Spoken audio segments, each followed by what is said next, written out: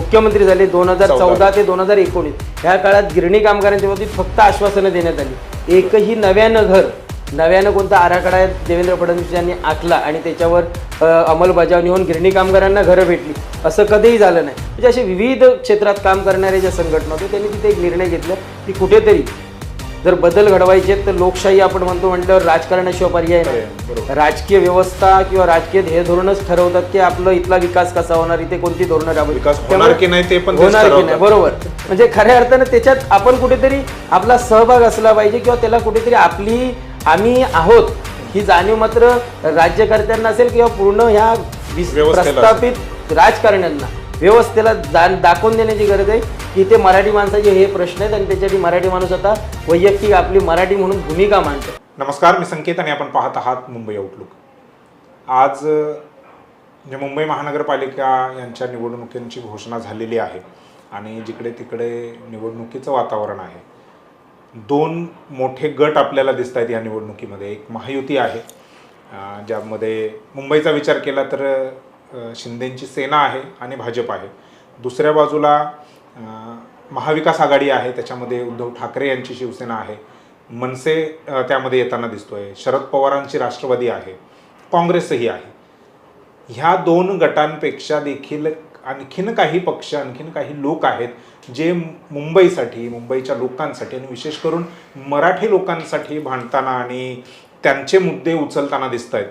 त्यापैकीच म्हणजे एक तिसरी आघाडी जी आता घातलेली आहे या निवडणुकीमध्ये, त्यातील एक संघटना असलेली मुंबई मराठी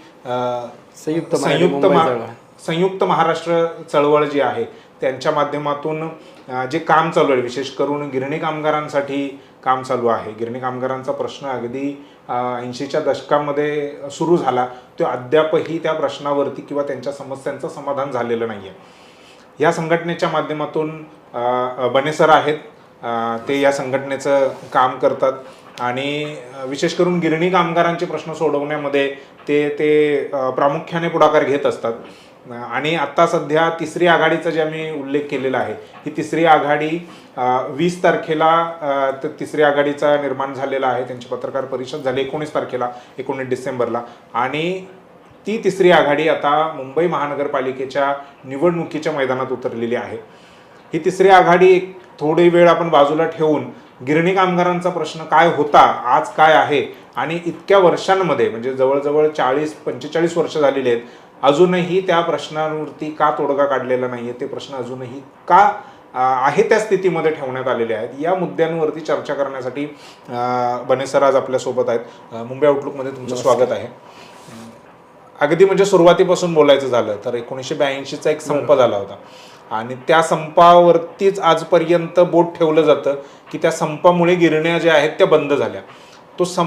त्या संपाची पार्श्वभूमी काय होती आणि काय ह्यामध्ये किती तथ्य आहे, हा जो आरोप गिरणी कामगारांवरतीच होतोय की त्यांनी संप केल्यामुळे या गिरण्या बंद झालेल्या?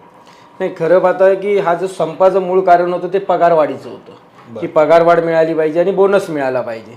परंतु जो पगारवाढ किंवा बोनस मागितला जात होता तो सरकारला किंवा जे मालक होते खऱ्या अर्थानं ज्यांना देणं गरजेचं होतं त्यांना ते परवडत नव्हतं. अशा पद्धतीचा दाखवून हा संप सुरू झाला की 500 रुपयाची वेतनवाढ त्यावेळी मागितली जात होती. आणि ज्या पद्धतीनं आपण आता बोललात की संपामुळे गिरणी व्यवसाय, मुंबईतला कापड गिरणी व्यवसाय हा संपामुळे बंद पडला, ही नक्कीच ही पूर्णपणे चुकीची गोष्ट आहे. कारण संपानंतरही पुन्हा गिरण्या चालू करण्यात आल्या, परंतु कुठेतरी 1984-85च्या दरम्याने मुंबईतल्या जमिनींचे जे काय रिअल इस्टेटचे दर होते ते वाढताना कुठेतरी दिसले आणि जमिनीमध्ये व्यवसायापेक्षा जमिनीमध्ये पैसा जास्त दिसल्यामुळे मालकांना नंतर त्या जमिनीतून पैसा कमवायचा होता धंद्यापेक्षा, व्यवसायापेक्षा. आणि त्यामुळे कुठेतरी त्या ज्या पूर्ण गिरणी कामगारांचा किंवा कापड गिरणी हा व्यवसाय हा कुठेतरी नफ्यात दाखवण्याच्या ऐवजी तोट्यात दाखवण्यात आला, जाणीवपूर्वक नफ्यात असतानाही. आणि त्यामुळे ते हळूहळू करत तोट्यात असं करून त्या गिरण्या बंद पाडण्यात आल्या. खऱ्या अर्थाने 1982ला गिरणी कामगारांनी संप केला म्हणूनच गिरणी व्यवसाय बंद झाला किंवा कापड गिरण्या बंद झाल्या हे म्हणणं या दृष्टिकोनातून अत्यंत चुकीचं आहे. फक्त कुठेतरी स्वार्थपणा आणि मुंबईतल्या जमिनी कुठेतरी ताब्यात घेणं, मुंबईतल्या जमिनीवर व्यावसायीकरण करून आपले उद्योगधंदे वेगळ्या पद्धतीचे उभे करणं, त्यातून आर्थिक नफा खास करून कमवणे ही त्यामागची सगळ्यात मोठी भावना होती आणि त्यामुळे सगळं पुढचे जे काय घडलं ते त्या कारणामुळे घडलेलं आहे. बरं, पुढे जाता म्हणजे गिरणी कामगारांचा तो संप, तुम्ही आपण चर्चा करत होतो त्यावेळी तुम्ही म्हणालात की तो संप अजूनही अधिकृतरित्या संपलेला नाहीये, तो म्हणजे संप चालूच आहे असं तुमचं म्हणणं आहे. काय नेमकं होतं ते? हा कोणताही संप ज्यावेळी होतो त्यावेळी नंतर त्याची अधिकृत घोषणा केली जाते की मागण्या मान्य झाल्या आहेत, परंतु तो संप अजून चालूच आहे. कारण त्या मागण्यांवर नेमका तोडगा निघाला की त्याचं पुढे काय झालं अजूनपर्यंत त्याच्यावर काहीच नंतर 500 रुपयाची पगारवाढीला घेऊन जो संप सुरू झाला तो अद्याप संपलेलाच नाही. कारण पुढे त्याची अधिकृत कोणतीही घोषणा त्याच्यावर करण्यातच नाही आली. नंतर 1990-91 पर्यंत जवळपास सर्वच गिरण्या बंद करण्यात आल्या होत्या. काही जशी होत्या एक 10-15 गिरण्यांचं जर आपण बघितलं तर होत्या, परंतु बाकीच्या ज्या सगळ्या गिरण्या आहेत हळूहळू करत बंद करणं हे षडयंत्रच चालू झालं होतं. कारण जमिनी ताब्यात घ्यायची होती आणि त्यामुळे 1990-91 मध्ये जवळपास ह्या ज्या गिरण्या होत्या तो बऱ्यापैकी व्यवसाय थांबवण्यात आला होता आणि कुठेतरी जमिनींचा नफा कमवणं, जमिनीतून आर्थिकीकरण करणं इकडे मात्र सर्वांचा कल होता. मग त्याच्यामध्ये प्रामुख्यानं मालकच नव्हे तर त्यावेळीची जी राजकीय व्यवस्था होती ही त्याच्यात प्रामुख्याने पुढाकार घेत होती. कारण त्यांनाही त्यातून खूप मोठा आर्थिक फायदा, आर्थिक समीकरणं जुळत होती आणि त्यामुळे हे सर्व त्यावेळी घडून आलेलं आहे. बरं, गिरणी कामगारांचा प्रश्न म्हणजे सुरुवात झाली ती 500 रुपये पगारवाढीला घेऊन, म्हणजे त्यावेळेचे 500 रुपये आत्ताचे खूप जास्तच पैसे आहेत 80च्या दशकातला विचार केला तर. त्यानंतर आत्ता ज्या गिरणी कामगारांची समस्या आहे ती आहे घराला घेऊन. आझाद मैदानवरती आंदोलन पण झालंय, धरणं प्रदर्शन पण झालं. उद्धव ठाकरे आणि बरेच विरोधी पक्षांचे नेते वगैरे जे आहेत ते त्या आंदोलनामध्ये आले, त्यांनी समर्थन केलं, त्यांनी मोठमोठ्या घोषणा केल्या. सरकारकडून पण म्हणजे हे जे आंदोलन आहे ते मागं घ्यावं यासाठी देखील सरकारकडून पुढाकार घेण्यात आला. परंतु प्रश्न हा आहे की ह्या समस्या किंवा घराची जी समस्या आहे ती निर्माण कशी झाली, कुठून झाली? 2000 मध्ये ज्यावेळी गिरणी कामगारांना मुंबईत घर द्यायचं हा जो विषय पुढे आला, त्यानंतर 2001 मध्ये जो DCR आला त्याच्यामध्ये ती मांडणी होती की गिरणी कामगारांना मुंबईत घर 2000 मध्ये म्हणजे 2000 साली मुंबईमध्ये गिरणी कामगारांना घर दिलं जाईल ही मागणी गिरणी कामगारांची होती की राजकीय पक्षांनी तसं आश्वासन वगैरे काय कुठून आलं? काँग्रेसच्या काळामध्ये गिरणी कामगारांचा आता गिरण्या बंद पडत चालल्यात, मग गिरणी कामगारांनाही त्याचं काहीतरी मिळालं पाहिजे. मग तो हिस्सा कशा माध्यमातून द्यायचा, तर गिरणी कामगारांना तिथे घरं उपलब्ध करून दिली तर त्या माध्यमातून गिरणी कामगारांना जो काही परतावा देणं आहे तो आपण दिला जाऊ शकतो. या निमित्तानं ती मागणी पुढे आली आणि काँग्रेसचं त्यावेळी सरकार होतं, काँग्रेस राज्यामध्ये काँग्रेसने ती मागणीला जवळपास एक 7-8 वर्ष घेतली. परंतु 2010 साली 2011 साली हे अर्ज भरून घेतले गेले किती गिरणी कामगार आहेत नेमका, आणि त्यावेळी ती प्रक्रिया सुरुवात झाली आणि 2012ला लोअर बरेली ते पहिली गिरणी कामगारांसाठी लॉटरी काढण्यात आली आणि त्या माध्यमातून जवळपास 6,000 ते 6,500 घरं, पृथ्वीराज चव्हाण त्यावेळी मुख्यमंत्री होते त्यांच्या काळात ती घरांचं वाटप करण्यात आलं. तिथपर्यंत गिरणी कामगारांना म्हणजे 2013, 2014 किंवा 2013 पर्यंत गिरणी कामगारांच्या घरांचं जे काय वाटप होतं किंवा जे एक नियम बनवले होते, एक नियोजन करण्यात आलं होतं, त्याचं नियोजन पूर्ण झालं होतं. परंतु 2014 मध्ये जेव्हा आपण पुढे गेलो सत्तांतर झालं, भारतीय जनता पक्ष आणि शिवसेना यांची सत्ता आली त्यावेळी. परंतु दुर्दैवानं म्हणावं लागेल की त्यानंतर गिरणी कामगारांसाठी नव्यानं एकही वीट आजपर्यंत रचली गेली नाही. मुख्यमंत्री बदलले, सत्ता बदलली, पक्ष बदलले, परंतु गिरणी कामगारांचा प्रश्न त्यावेळी तिथेच होता. म्हणजे ती 2 वर्ष फक्त लॉटरी काढली गेली. ती लॉटरी काढण्यामागे एक खूप मोठे होतं की 28 जुलै 2011ला सर्व गिरणी कामगार संघटना विरहित गिरणी कामगार म्हणून रस्त्यावर उतरला. एक जवळपास लाखभराची संख्या रस्त्यावर मुंबईत दिसली आणि त्यामुळे सरकारला कुठेतरी झुकावं लागलं आणि त्यांनी त्यानंतर ही लॉटरी काढली. म्हणजे सरकारची तशी स्वतःहून करण्याची इच्छा नव्हती तत्कालीन काँग्रेस सरकारची. ह्या दबावाखाली किंवा हा प्रेशर रिलीज करावा ह्यासाठी त्यांनी ते लॉटरीचं असं म्हणू शकतो की नाटक केलं. बरोबर, नाही नाटक म्हणता येणार नाही, कारण जे सत्य आहे ते मांडलंही गेलं पाहिजे, पक्ष कोणताही असो. कारण आपण राजकारण किंवा ज्यांची लॉटरी काढली 2011ला तुम्ही म्हणताय मोर्चा वगैरे झाला, घरं मिळाली का? हा मिळाली ना. तिथपासूनच जवळपास 15,000 जी घरं मिळाली ती त्याच काळात मिळालेली आहे. एक 2-3 हजार घरं आता सोडली त्यानंतर गिरणगावातच ही घरं मिळाली. म्हणजे नायगाव असेल आपलं भुईवाडा नायगाव तिकडे असेल, परेलला असेल, लोअर परेल, म्हणजे ह्या भागात गिरणगावात सेंचुरी मिलच्या इथे काही घरं बांधण्यात आली. म्हणजे ह्या पद्धतीनं तिथे जी मिळायला पाहिजे होती तेवढी मिळाली, परंतु सत्तांतर झाल्यानंतर ती जी गती होती कुठेतरी थांबली. त्यानंतर देवेंद्र फडणवीस मुख्यमंत्री झाले 2014 ते 2019. ह्या काळात गिरणी कामगारांच्या बाबतीत फक्त आश्वासनं देण्यात आली.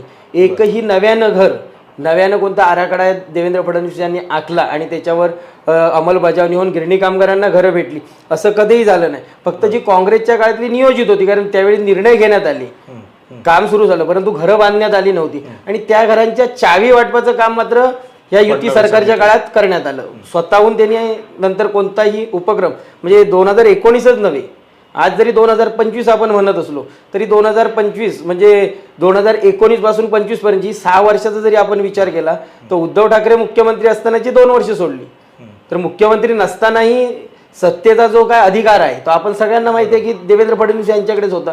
म्हणजे 2014 ते 2025 जवळपास 10 ते 12 वर्षात देवेंद्र फडणवीस यांनी कोणत्याही पद्धतीनं गिरणी कामगारांचा प्रश्न सुटेल फक्त कधीतरी आश्वासनं देणं, ह्याच्या व्यतिरिक्त पुढे कधी जाऊन प्रश्न सोडवण्याच्या माध्यमातून, कारण राजकीय इच्छाशक्ती असल्याशिवाय हे प्रश्न मिटणार नाहीत आणि ती राजकीय इच्छाशक्ती मात्र देवेंद्र फडणवीस नक्कीच दाखवत नाहीत. त्यामुळे आता ह्या पुढे काय, आता मग तुम्ही आंदोलन केलं, विरोधी पक्षांनी तुमच्या आंदोलनाला समर्थन दिलं, म्हणजे आझाद मैदानचं जे धरणं प्रदर्शन होतं त्याला समर्थन दिलं, सरकारकडून पण आपली एक बाजू मांडण्यात आली, आता पुढे काय? नाही, विरोधी पक्ष म्हणण्यापेक्षा, कारण गिरणी कामगारांचा प्रश्न काय हा 2014 पासूनच सुरुवात झाला असं पण म्हणता येणार नाही. त्यामुळे कोणताही राजकीय पक्ष असून दे, गिरणी कामगारांच्या बाबतीत कोणी थोडंफार काम केलं परंतु ठोस निर्णय कोणीच घेतला नाही, हे सत्य आहे. कारण सर्व राजकीय पक्षांची, प्रमुख राजकीय पक्षांची सत्ता ते गेले 25 वर्षात येऊन गेलेले आहेत. प्रत्येक राजकीय पक्ष जवळपास सत्तेच्या जवळ होता किंवा सत्तेत येऊन गेले, त्यामुळे सहभागी होतो. त्यामुळे गिरणी कामगारांसाठी ठोस निर्णय, दुर्दैवानं म्हणावं लागेल की कोणत्याही राजकीय पक्षानं ठोस निर्णयाकडे आपली पाऊलं टाकलेत असं कधीही जाणवलं नाही. आणि त्यानिमित्ताने एकनाथराव शिंदे साहेब ज्यावेळी मुख्यमंत्री झाले त्यावेळी एक सामान्य गिरणी कामगाराला निश्चित वाटलं होतं, कारण त्यांची पार्श्वभूमी आपण सर्व जाणतो, एक गरिबातून वरती आलेले व्यक्ती आहेत आणि ते कुठेतरी काहीतरी करेल अशी भूमिका मात्र सगळ्यांची होती, एक आशा त्यांच्याबद्दल वाटली होती. आणि त्यांनी ती 21 ऑगस्ट 2023ला जी पहिली पत्रकार परिषद घेतली, गिरणी कामगारांबरोबर बैठक घेतली, त्यानंतर पत्रकार परिषद बोलूनही दाखवली होती की गिरणी कामगारांचा प्रश्न कसा सोडवला जाऊ शकतो खऱ्या अर्थानं. तर NTCच्या जागेवर म्हणजे कुठेही गिरणी कामगारांसाठी धोरणात्मक निर्णय राबवून गिरणी कामगारांचा प्रश्न सोडवला जाऊ शकतो. कारण DCR प्रमाणे गेलं तर कायद्यात तिला कुठेतरी बंधन येत आहेत, पण राज्य सरकारकडे धोरणात्मक निर्णय घेण्याचा अधिकार आहे, तो घेऊन सोडवला जाऊ शकतो, हे त्यांनी स्वतः म्हटलं होतं. पण त्यानंतर त्यांनी त्यांची राजकीय दबाव असेल किंवा अन्य जी काही कारणं असेल त्यानंतर त्यांनी तो धोरणात्मक निर्णयाचा कोणतीही गोष्ट पुढे आजपर्यंत आणलेली नाही.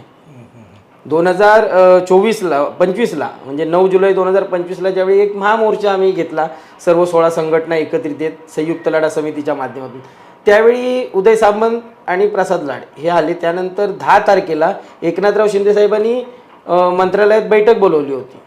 तिथेही त्यांनी आम्हाला खूप आश्वासने दिली की रमाबाई नगरमध्ये तुमचं पुनर्वसन आम्ही करू किंवा तिथे जादा चटई क्षेत्र देऊन तिथे गिरणी कामगारांसाठी घरं उपलब्ध केली जातील. परंतु आता आपण पहिलं महिना 1.5 महिन्यापूर्वी रमाबाई नगरचंही उद्घाटन करण्यात आलं, 18,000 घरांचा आराखडा मांडण्यात आला, त्याच्यात कुठेही तुम्हाला गिरणी कामगार दिसला नसेल. म्हणजे फक्त वेळेला कुठेतरी गिरणी कामगारांचा संघर्ष वाढतोय असं वाटलं की फक्त थांबवण्यासाठी आश्वासनं द्यायची आणि गिरणी कामगार आता हळूहळू किती सध्या हयात आहे हे तेही जाणतात, आणि हळूहळू करत गिरणी कामगार कुठेतरी संपून जाईल, हा संघर्ष कुठेतरी संपेल अशी पूर्ण राजकीय पक्ष बनण्याची संपूर्ण राजकीय व्यवस्था वाट बघते का, हा मग आता गिरणी कामगारांनी खरं तर प्रश्न निर्माण झालेला आहे. आता काल परवाच तुम्ही एका 3ऱ्या आघाडीची देखील घोषणा केलेली आहे, तशी पत्रकार परिषद घेतलेली आहे. मुंबई महानगरपालिकेच्या म्हणजे सर्वच 227 ज्या काही जागा आहेत, वॉर्ड्स आहेत, त्या तुम्ही लढवणार आहात. ह्याच्या मागची पार्श्वभूमी काय होती ते जरा सांगा. आपण हुतात्मा स्मृती दिन म्हणजे 21 नोव्हेंबरला ज्यावेळी दरवेळी ज्या मराठीसाठी काम करतात, खरं तर मराठीसाठी म्हणण्यापेक्षा या महाराष्ट्रामध्ये जो कोणतं सामाजिक कार्य असेल, राजकीय, प्रत्येक व्यक्तीनं तिथं जाणं एक प्रत्येकाचं खरं तर कर्तव्य आहे. कारण त्या हुतात्म्यांमुळेच आपल्याला ही मुंबई असेल किंवा हा महाराष्ट्र मिळालेला आहे आणि त्यामुळे त्या सर्व संघटना तिथे येत असतात. परंतु ह्या सर्व मराठी संघटना तिथे आलेल्या असताना एक विचार असा आला की आता आपण येताना वेगवेगळे आलो, प्रत्येक जण आपली संघटना म्हणून. तर हेच जर आपण एकत्र आलो असतो तर खऱ्या अर्थाने इथे मराठी माणूस आला हे जाणवलं असतं. आणि मग तिथे असा निर्णय घेण्यात आला की कुठचीही राजकीय व्यवस्था, राजकीय पक्ष गिरणी कामगारांचाच नव्हे परंतु मराठीची ठोस भूमिका घेत नाही. मग हे तिथे आलेले सर्व संघटना आहे वेगवेगळ्या क्षेत्रात काम करणारे, कोण मराठी भाषेसाठी होतं, कोण मराठी शाळांसाठी काम करत होतं, आम्ही गिरणी कामगारांसाठी, मराठी गिरणी कामगारांसाठी काम करणारे, म्हणजे असे विविध क्षेत्रात काम करणारे ज्या संघटना होते त्यांनी तिथे एक निर्णय घेतला की कुठेतरी जर बदल घडवायचे तर लोकशाही आपण म्हणतो म्हटल्यावर राजकारणाशिवाय पर्याय नाही. राजकीय व्यवस्था किंवा राजकीय ध्येय धोरणच ठरवतात की आपलं इथला विकास कसा होणार, इथे कोणती धोरणं विकास होणार की नाही ते पण होणार की नाही. बरोबर, म्हणजे खऱ्या अर्थानं त्याच्यात आपण कुठेतरी आपला सहभाग असला पाहिजे किंवा त्याला कुठेतरी आम्ही आहोत ही जाणीव मात्र राज्यकर्त्यांना असेल किंवा पूर्ण ह्या प्रस्थापित राजकारण्यांना, व्यवस्थेला दाखवून देण्याची गरज आहे की ते मराठी माणसाचे हे प्रश्न आहेत आणि त्याच्यासाठी मराठी माणूस आता वैयक्तिक आपली मराठी म्हणून भूमिका मांडतो. आणि म्हणून ते त्या दिवशी असं ठरलं होतं की आपण एकत्र कुठेतरी येऊन येणाऱ्या महानगरपालिकेत, कारण स्थानिक स्वराज्य संस्थांच्या ज्या निवडणुका असतात तिथे भूमिका मांडणं खूप सुरुवातीच्या काळात तर सोपं जातं, कारण लोकसभा विधानसभा म्हटलं तर तो खूप मोठा विषय आहे. त्यामुळे ह्या महानगरपालिकेच्या निमित्तानं तरी आपली मराठी म्हणून एक सामाजिक काम करणाऱ्या संघटनांची राजकीय भूमिका म्हणून आपण मांडू असं ठरल्यानंतर मग त्यानंतर काही मीटिंग झाल्या, विविध ठिकाणी आम्ही सभा घेतल्या, विविध संघटना त्याच्यात सहभागी झाल्या. आणि काल 20 डिसेंबर रोजी आपण ती पत्रकार परिषद घेऊन संयुक्त महाराष्ट्र आघाडी ह्याची स्थापना केलेली आहे. कारण आपलं एक म्हणणंच असं आहे की मुंबई महाराष्ट्राला मिळाली परंतु मराठी माणसाला ती मिळाली का, आणि ती मुंबई पुन्हा मिळवून देण्यासाठी, कारण संयुक्त महाराष्ट्राचे आपण हुतात्मे नेहमीच म्हणत असतो, उद्देश काय होता की ती मुंबई मराठी माणसाला मिळावी. फक्त महाराष्ट्रात विलिनीकरण हा विषय नव्हता ना, महाराष्ट्राला नव्हे तर मराठी माणसाला. आणि ते स्वप्न कुठेतरी अपूर्ण राहिलेलं आहे या हुतात्म्यांचं, त्यांनी ज्यांनी प्राण दिले, आपलं रक्त सांडलेलं आहे आणि ते स्वप्न पूर्ण करण्यासाठी जेवढं आपल्याकडून काय करता येईल हे मात्र आम्ही सर्व मराठी संघटना एकत्रित येऊन, म्हणूनच तिला नावच आपण दिले की संयुक्त महाराष्ट्राची आघाडी. बरं, मराठीसाठी किंवा मराठी माणसासाठी काम करणारे दोन पक्ष प्रामुख्याने महाराष्ट्रात आणि मुंबईमध्ये आहेत. बरोबर, त्यामध्ये एक शिवसेना, मग दोन्ही शिवसेना सांगतात की आम्ही मराठीसाठी काम करतो.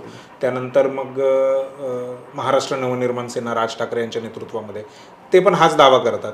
म्हणजे ऑलरेडी हे 3 पक्ष असताना जे मराठीसाठी काम करतायत, तुमची गरज काय आहे किंवा तुम्ही त्यांच्यापेक्षा वेगळे कसे आहात? मी सुरुवातीलाच सांगितलं तुम्हाला की आधी कोण दुसरा काय करतोय त्यापेक्षा आमची भूमिका काय हे आपण मांडणं गरजेचं. परंतु शेवटी राजकारण आणि राजकीय प्रश्न म्हणल्यावर त्याचं उत्तर देणं गरजेचं आहे.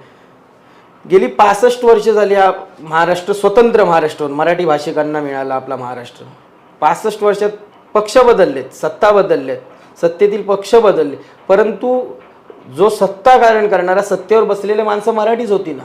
मग आज इतक्या दिवसानंतर तुम्ही बघत असाल महाराष्ट्रात काय चाललंय, मुंबईत काय चाललंय, मुंबई कोणाची, मुंबईचा महापौर कोण होणार, मराठी भाषा, मराठीचे बोर्ड लावण्यावरून, म्हणजे एकंदरीत आपण जर बघितलं तर मराठीला कुठेतरी खच्चीकरण करण्याचं काम आजही चालू आहे. खरं तर देशातलं असं कोणतंही दुसरं राज्य नाही की जे आपल्याच राज्यात आपल्या मराठी म्हणजे आपल्या संस्कृतीसाठी असेल, आपल्या अस्मितेसाठी भांडते, आपल्या भाषेसाठी भांडते. एकमेव महाराष्ट्र राज्य आहे. ही जर तुम्ही खरोखर मराठीसाठी जर कुठेतरी ठोस निर्णय घेतले असते, ठोस कार्य झालेलं असतं तर निश्चितपणाने ही वेळ आली नसती. त्यामुळे त्यांनी केलंय नाही हे तर आम्ही म्हणणार नाही, परंतु आम्हाला अजून करायचं आहे हे मात्र निश्चितपणा नाही. कारण आम्हाला दिसतं हे काम होणं गरजेचं आहे. कुठेतरी आपली जी मराठी अस्मिता आहे, मराठी संस्कृती ही जपली गेली पाहिजे, तरच हे जे काय बदल आहेत ते घडतील. आणि म्हणून जी काय कामं अपुरी दिसत आहेत, दुसऱ्यांना दोष देण्यापेक्षा किंवा त्यांच्यावर कोणते ताशेरे ओढणं त्या राजकीय पक्षांवर, हे आमचं काम नाही. त्यांची लाईन फोडण्यापेक्षा तुम्ही तुमची लाईन, आमची लाईन पुढे करा. आम्हाला जे दिसतंय हे काम मराठीसाठी होणं गरजेचं आहे, त्यांनीही करावं, त्यांना वाटत असेल तर त्यांनीही करावं. परंतु आम्ही आमची लाईन घेऊन चाललेलं आहे की हे काम होणं गरजेचं आहे महाराष्ट्रात मराठीसाठी, आणि ते आपण करण्यासाठी या तिसऱ्या आघाडीच्या निमित्तानं स्वतंत्र विचार, मराठीचे कडवट मराठी विचार घेऊनच आपण या म्हणजे आघाडीत किंवा या निवडणुकीत उतरतोय. मुद्दे काय असतील तुमच्या प्रचारामध्ये किंवा असं काय साधारणतः ठरलंय का की ह्या मुद्द्याला घेऊन आपण लोकांमध्ये जायचं म्हणून?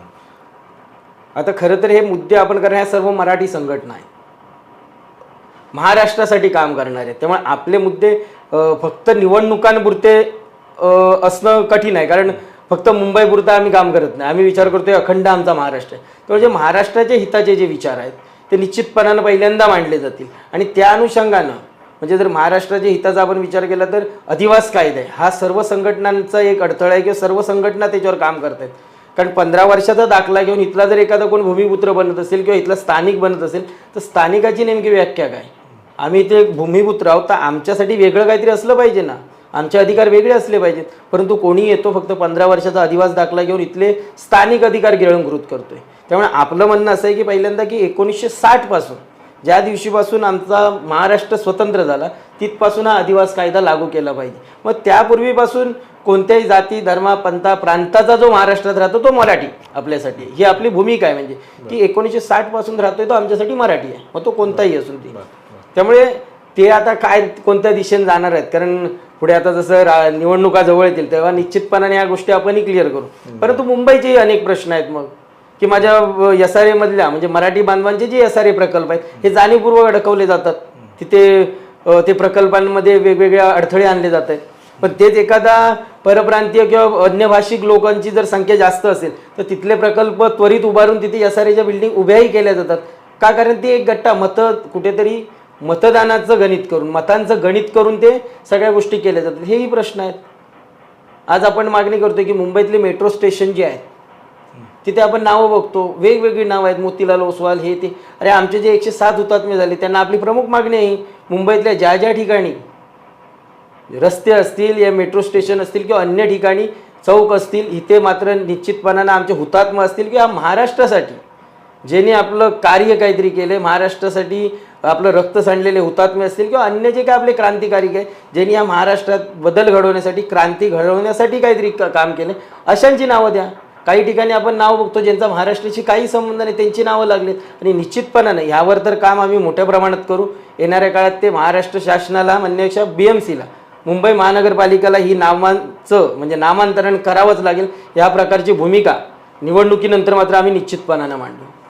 बरं, धन्यवाद सर. तुम्ही आलात मुंबई आउटलुकच्या ऑफिसमध्ये आणि तुमची जी भूमिका आहे विशेष करून गिरणी कामगारांचे जे प्रश्न आहेत आणि हा लढा कसा सुरू झाला आणि आता त्याचं स्वरूप काय आहे त्याचं स्वरूप आणखीन पुढे कसं जाईल ह्या मुंबई महानगरपालिकेच्या निवडणुकींच्या पलीकडे जाऊन तुम्ही तुमची भूमिका मांडली त्याबद्दल तुमचा आभार.